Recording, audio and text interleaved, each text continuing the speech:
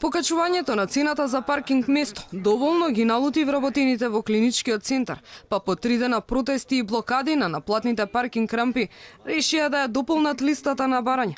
Сега, освен паркингот да се врати на стопанисување на центарот, ги сакаат и оние плати од 100.000 денари, кои уште одамна им ги вети премиерот Заев.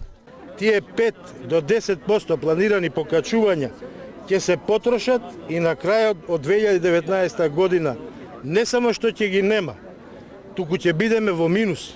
Министерот Филипче вели дека се труди да најде решение за паркингот, но за платите не можел да направи ништо. Се надевам дека за ден-два ќе имаме некаква алтернативно правно решение за тоа како би можеле евентуално да го превзееме, а у исто време да работиме и на надградување на нашиот капацитет да може тоа да функционира. Во однос на платите, многу пати имавме средба со представниците на синдикатот, укажавме на нашите можности, укажавме дека е тоа максимумот и дека е тоа следниот чекор од веќе направеното зголемување оваа година. Министерот во меѓувреме договора средба на представниците на синдикатот со премиерот Заев.